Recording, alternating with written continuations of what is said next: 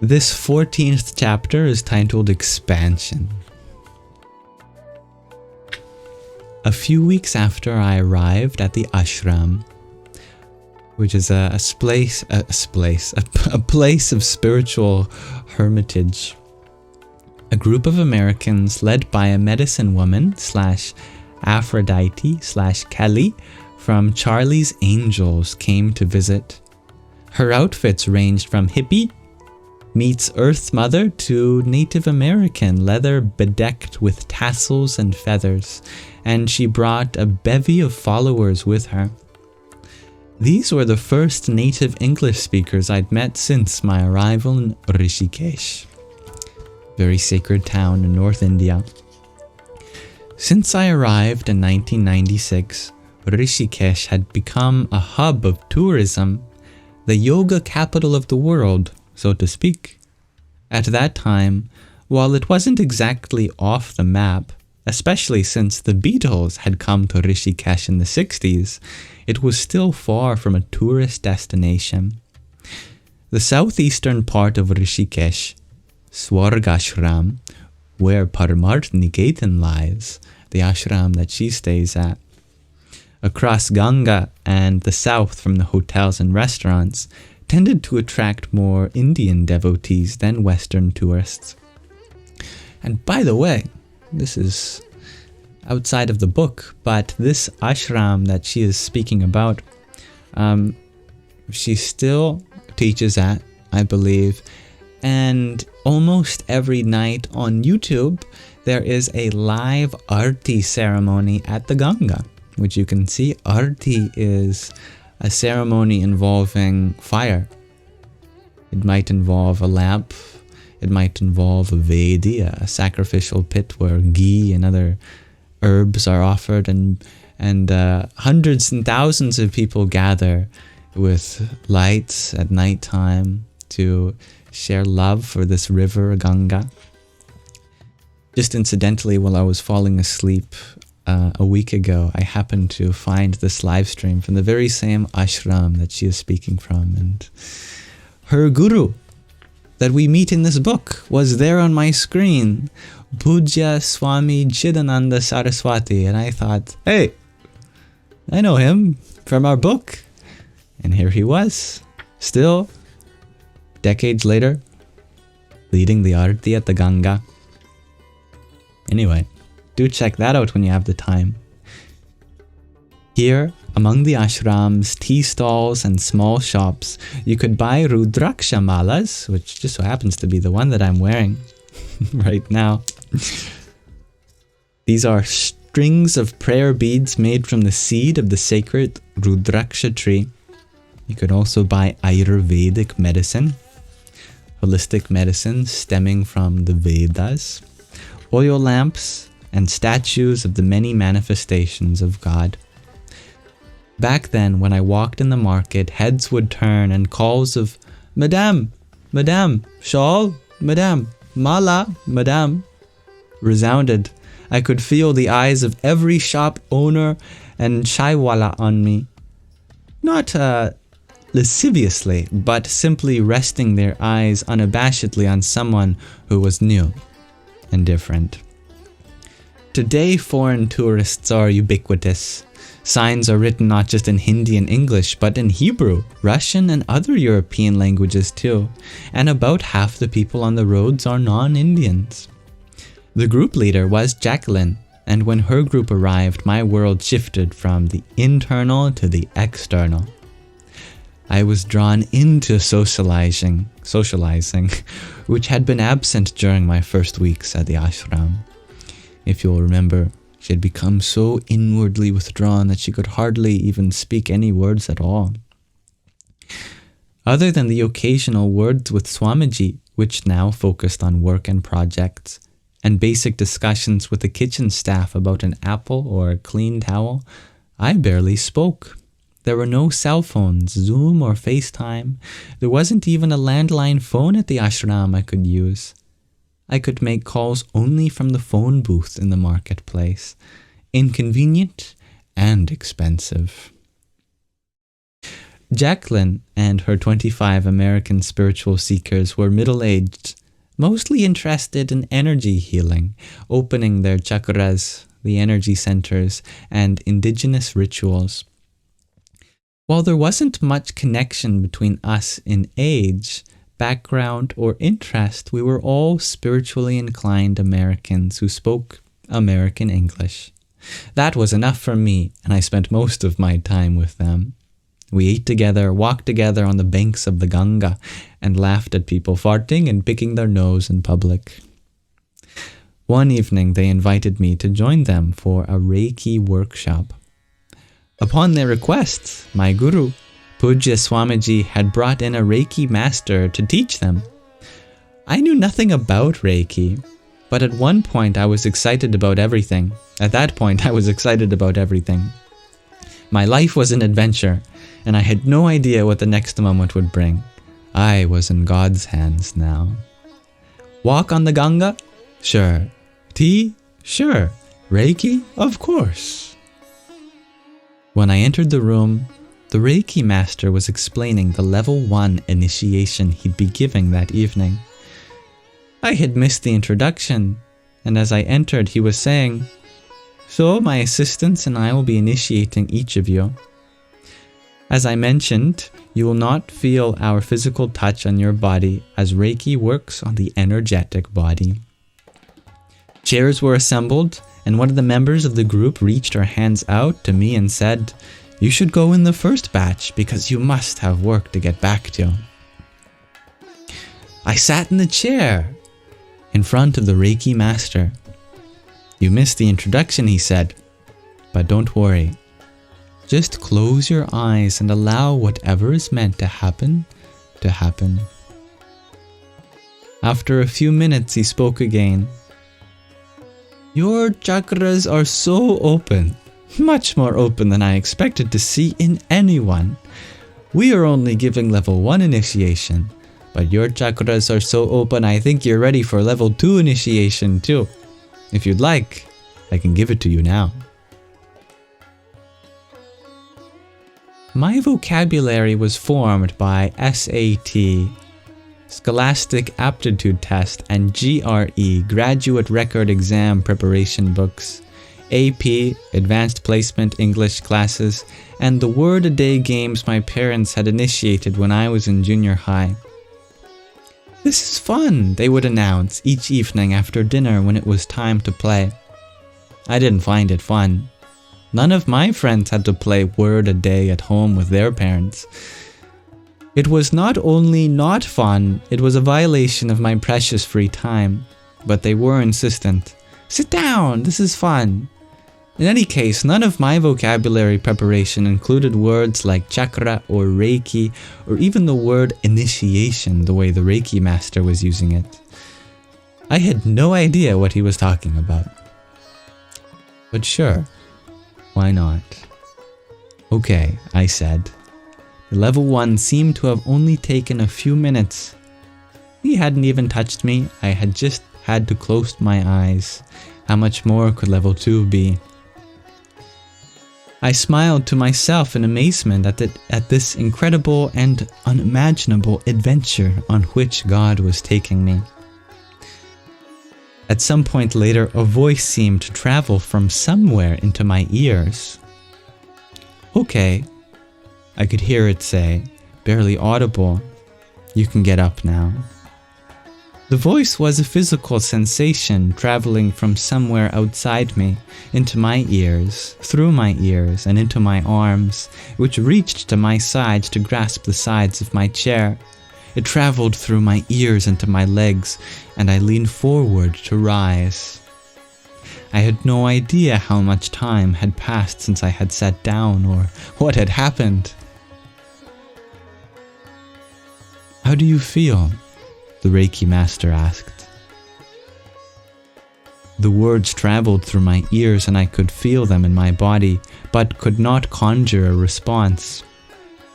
I think I smiled at him before I walked out of the room and went to find my Guru Swamiji. It was evening time in early autumn, and Swamiji was in his garden. The air was fragrant with jasmine, and I could feel the beginning of the cool fall breeze as I walked into the garden, the dewy grass wet between my toes. Swamiji sat, as always, in a corner of the garden, this time on a thin mat of woven jute rather than a chair. The small group gathered in front of him also, who sat on a thin woven mat, and they hung on every word he spoke. I bowed as I approached and sat cross-legged behind the group. I closed my eyes and immediately felt a surge of heat and energy rise. It seemed, from the cool grass beneath me straight up into my body, as though I had sat on a geyser at Yellowstone National Park, except that it wasn't water. It was a geyser of heat and energy. It felt like body surfing on the California coast, except the wave moved through my body rather than taking me to shore. After the wave hit what seemed to be the inside of my skull, it receded down and out below my navel and back into the cool grass. I opened my eyes, and Swamiji's eyes caught mine. He was in the midst of a passionate discourse in Hindi that played like divine music across the background of my consciousness, the musical score to my internal drama. His eyes fixed on mine for a moment. A few minutes later, the group bowed and rose. I too bowed and rose, and I followed them toward the door. Suddenly I heard Swamiji say, "Come here." He had already started walking into the building of his residence and inner meeting rooms. He did not speak again or turn back toward me, but I knew I was supposed to follow. He turned a key in one of the smaller doors at the end of a hallway. Opening the door, he switched on the light in a room I hadn't been in before. A small library. Library cum storeroom with no windows, lined with shelves and cabinets. Books in both Hindi and English, gifts still in their boxes, many wrapped in colorful, shiny paper, small pads on which he had made notes and plans for decades, and other miscellaneous items filled the shelves. On the floor was a beautiful Persian rug. "Lie down," he said. I did, thinking my Indian adventure was about to take a new exciting turn. However, Swamiji just turned off the light and left. I heard the key turn in the lock from the outside. Alone in the storeroom, lying on my magic carpet, I felt my consciousness being pulled forcefully inward, as though a vacuum cleaner inside me was sucking myself inward. I didn't feel called to fight it. I was free to let go of the glue that held myself together, the glue I had held so tenaciously to over the decades of my life. I let go into the waves of energy that rose and crashed through my body. As the waves came in, my whole being expanded. Bones, skins, muscles, all borders and boundaries became a vestige of my former body. I was boundless, and it seemed the most natural thing in the world. There was no running commentary explaining my energetic expansion. The waves swept away everything, and the commentator in my head had drowned in the ocean. According to the scriptural story of the goddess who took the form of the river Ganga, when the rambunctious, intractable Ganga first came down from heaven, she swept away the sages and priests performing their pujas on the riverbanks.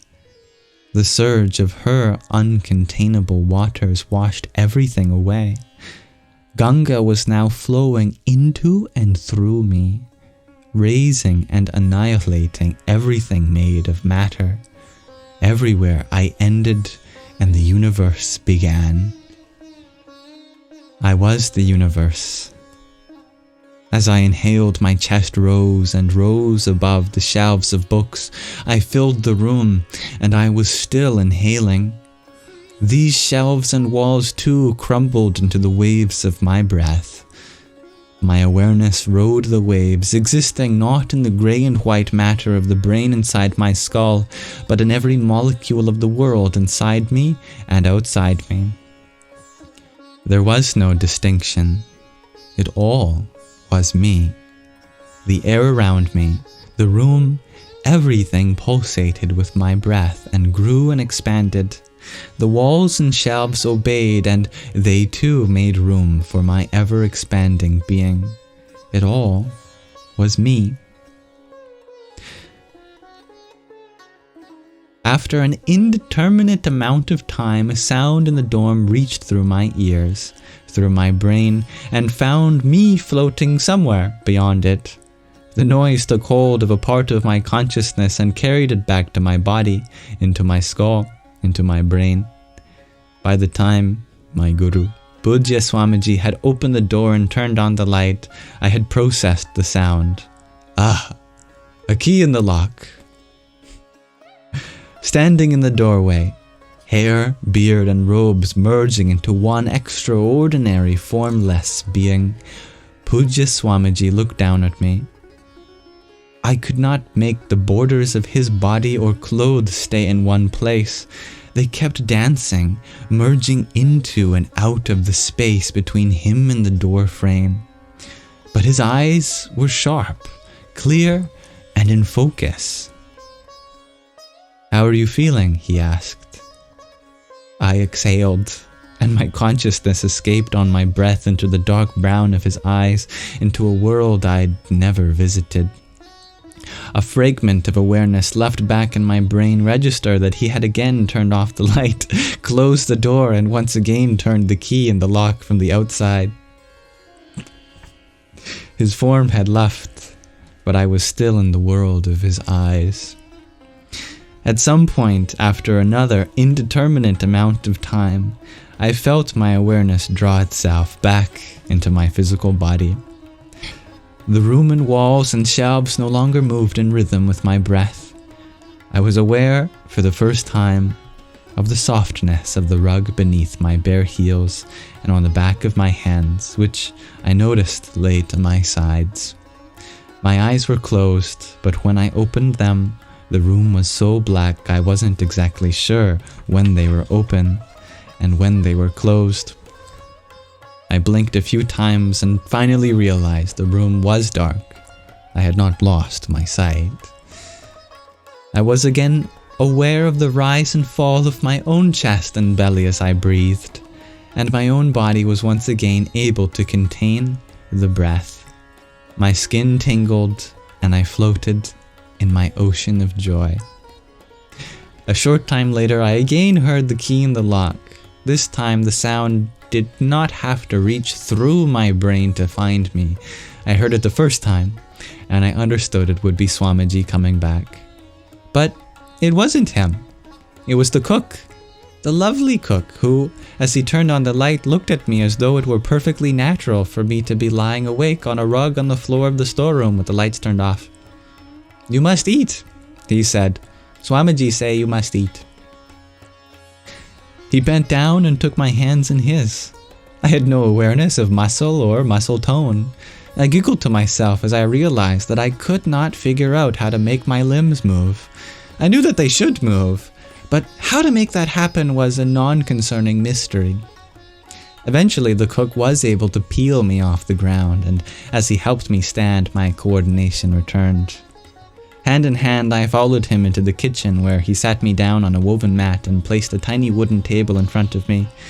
He disappeared and reappeared with a bowl of hot khichdi, lentils and rice cooked together, the Indian version of chicken soup. Whatever ails you, khichdi is the answer, according to traditional Indian medicine. I discovered that night that khichdi is also the perfect post-spiritual initiation, welcome back to the physical plane meal. So with that, I thank you for listening, and I guess we'll all have to have some khichdi sometime soon. that is the end of the 14th chapter, and we'll continue reading next time.